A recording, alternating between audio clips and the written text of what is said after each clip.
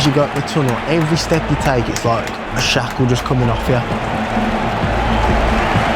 And for like 90 minutes, you don't think about anything other than where's the ball and give me the ball. When I've got the ball, I'm thinking there's 100 million people watching this game and no one else has got their foot on the ball except me. Bellingham! I feel like at times... Most people would call that feeling when you're walking through that tunnel and onto the pitch one of the highest pressure moments of their life. But for Jude Bellingham, that's where the weights actually come off. You heard him. He says that's where the shackles come off. Now, the papers have spent this week inventing a feud between Jude and Thomas Tuchel, who is his manager. But in a few hours, they're going to play the World Cup semi-final game against Argentina. And I wanted to get behind the thinking of a champion like Jude. What goes on in his mental processes, what has gone into his training, in his regimen, in his approach to life that has got him this far. I get called arrogant a lot. There's too much negativity anyway. I need to be confident. Someone has to believe in me, you know? But off the pitch, I feel like I'm a really normal guy. So I love what he says there, that someone has to believe in me. He decided years ago that the confidence that people can tend to mock in him is also the reason that he's here in the first place, right? Like that's what has gotten him this far. And I think every time we see him being quoted in the media where he's given maybe misrepresented a certain way, or he's giving a straight or a glib answer, that can be construed as him showing attitude. But when you look at some of the very best athletes in the world, and I'm sure you have your own examples that come to mind, it's ideally, of course, it doesn't hurt to stay humble and to be humble, and we'll see glimpses of that even with Bellingham later in this video. But you also need to have massive amounts of self-conviction, because very often you need to believe in yourself even when everybody else around you is not, and even when the media attacks just keep piling on.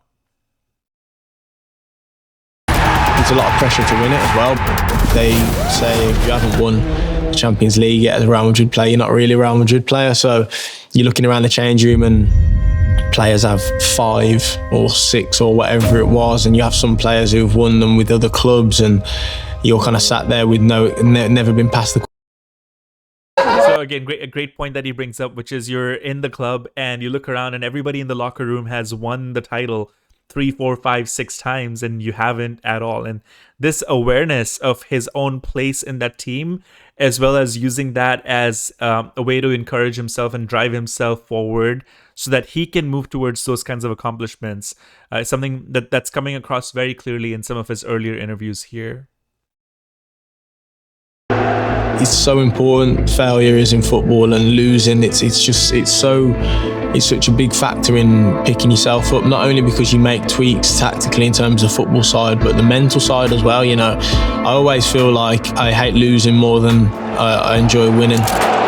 What a line. I hate losing more than I enjoy winning. Every elite competitor, I think, would have some version of that line. You think about the greats in tennis, which is Novak, Rafa, Roger. They all have said something to similar effect.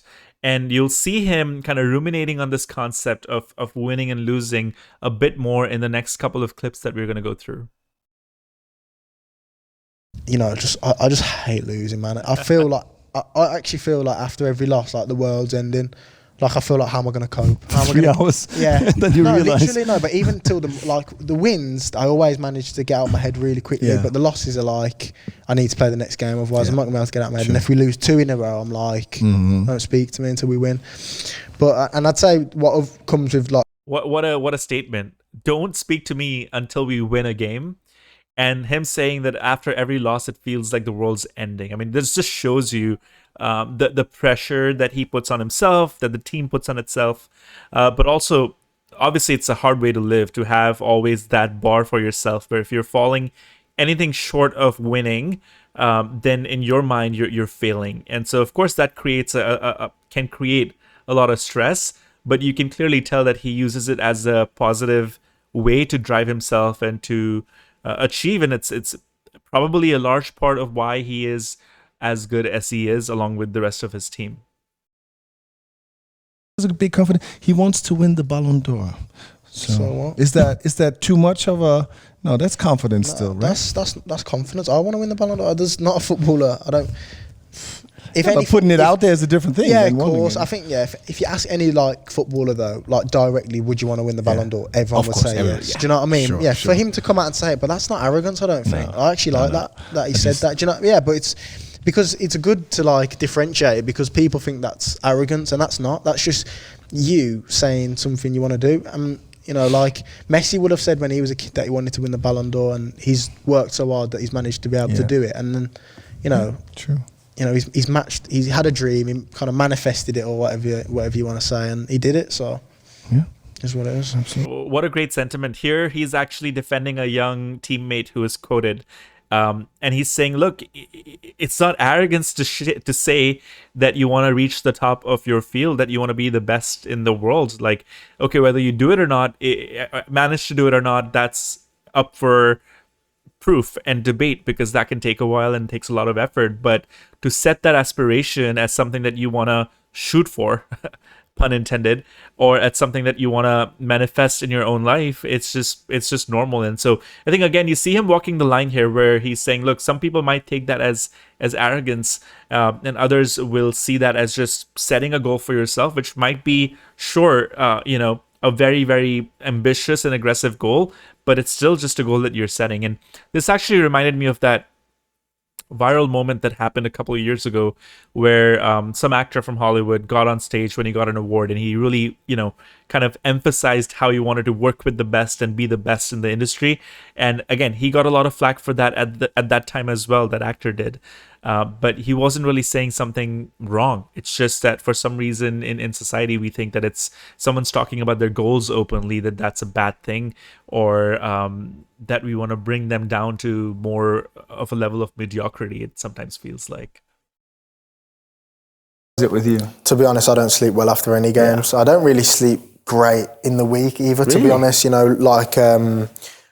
put so much pressure on yourself to fall asleep sometimes that you can't, but obviously we're talking about after games. I do find it really difficult after games. I think because your mind just never stops racing about, like you said, what ifs, and, you have highs and you think, oh, that was brilliant. But then, like, there was a game against Stuttgart, for example, when we won 5-0 at home, and I scored 2, and I thought, I should have scored a 3rd. And honestly, I swear to God, I was in bed and I was watching, we get our clips back and I get mine sent to me.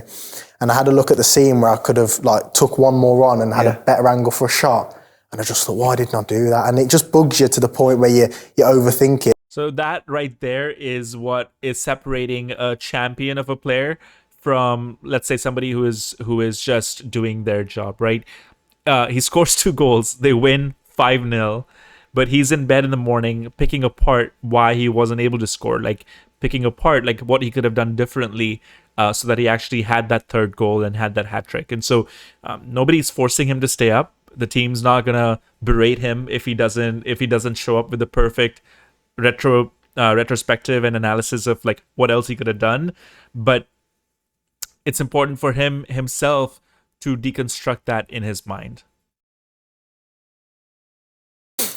And I don't tend to think about what would he have done, or what I think like, what could I have done more always. And it's tough because you'll hammer yourself and you'll put yourself in the worst moods just thinking like that. But I think everyone has to have that sense of reflection at some point where, you can't just play football and live life just seeing things that don't go well and saying, next week it'll be all right. But, So again, this actually reflects a lot of what we have heard in Thomas Tuchel's interviews, who is the English team's coach, where he says, look, before we point a finger at anybody else, what could I have done different? What could I have done better?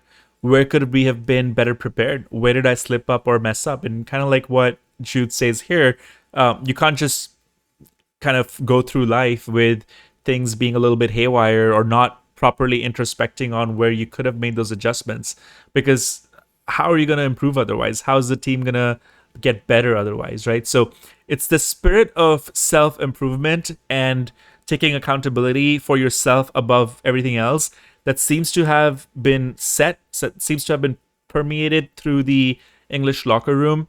That's probably behind a lot of their results. And of course, this kind of mindset only works when the team as a whole adopts it. It doesn't work where, let's say, you're in a situation where there's a lot of blame being pointed at each other, or maybe some folks are following this kind of mindset, but others aren't. Just that game. I mean, do you have to twitch yourself? I mean, you said it. Go out there, hear the anthem, play those kind of games, but that's not it for you. You're going to score that goal, play against the best team in Europe probably, score that goal, go in front of the fans and have a huge celebration. It's ridiculous almost, giving your age as well. I mean, yeah, but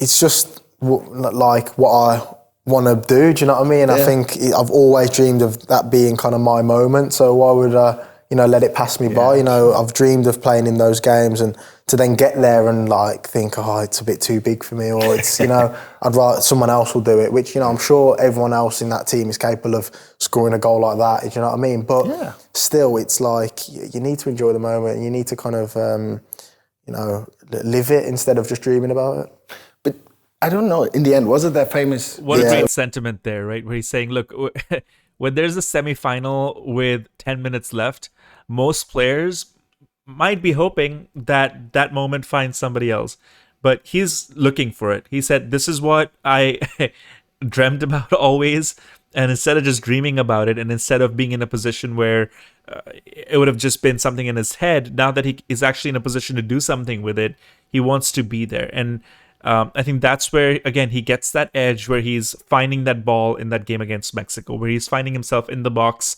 flinging himself into the goal, where others may not do so as aggressively or as consistently. We weren't playing particularly well, which doesn't help. So even when we were winning, it felt like you don't get the feeling that we were as happy as we should be. Because there has to be that element of relentlessness, and you want to win. But the nature of football, and especially at this level, is that wins go out the system very quickly. And I think we should have held on to that moment a little bit more. And I think this time round, having those experiences, knowing that, for example, the guy who scores the goal in the World Cup winning final isn't always the one that you'd bet your house on. So everyone's got to be ready. Everyone's got to feel loved. Everyone's got to feel like they're playing a huge part of the team. And the other thing is, just to enjoy it, enjoy the sessions, enjoy the games, enjoy the suffering when we're suffering in games. Enjoy. Amazing. So there's 2 points in here. One is obviously talking about the fact that in that game-winning goal could come from not your main striker, right? And so everybody is gotta be feeling as if they're part of the team, as if they're cared for, as if they're loved. But the second part is also something, again, that goes back to Tuchel's interviews, where he talks about how it's important to celebrate the goals, to celebrate the wins, even if you were expected to win or not, even if you are the favorite going in or not, because at that point where you stop celebrating those small victories, and it could be something as simple as a goal, that's where you stop having fun as a team. That's where the joy goes out, and it becomes a lot more procedural rather than something that you're finding genuine joy in as a team. And I thought, again, that seeing him talk about this and Tuchel talk about this kind of bridged that gap for me in my mind. Top one. But when it comes up, I still remember how I was feeling at the time. It almost makes me feel a bit uncomfortable, because it was such a bad situation. We weren't playing well, and you think, I remember as a kid watching World Cups and Euros where we crashed out against teams that we shouldn't have gone out to, and I was thinking, wow, I'm about to be a part of that, about to be a part of one of those moments where it shakes up the whole of the English football, those kind of stuff, and to score that goal and then lead to what it led to. I know we didn't win the trophy, but really good moment for me. Sure. And Morgan, how many keeping up can you do? So again, there he's talking about how as a kid he would watch when sometimes the national team wouldn't make it through, or would end up messing up a big moment, and think about the pressure and the back of the mind that creates, right, as he's walking onto the pitch for the semifinal. And again, that's where he doesn't talk about this specifically in this interview, but that's where the importance of living in the moment comes through too, where it's just you and the ball and just 100 million people watching you. Because now when I play football, I think one of the biggest things I tell myself before I go on the pitch is no one's asking you to do anything you haven't done before. but you had to have done that to be able to say that to yourself now. Yeah, you know what I mean? You need One sentence that sets the table. No one's asking you to do anything that you've never done before. And the other spin on this that I like is what one man can do, another can do. And so you would think that these are such simple aphorisms, like these are sayings that you would find in a fortune cookie, let's say. But sometimes the simplest statements or the simplest mantras can be the most powerful. And you can clearly see here that it's part of his mental model and his psyche to say, I've done this before, I can do it again. And if somebody else can do it, I can do it as long as I work hard enough or I dedicate myself, in a concentrated enough manner.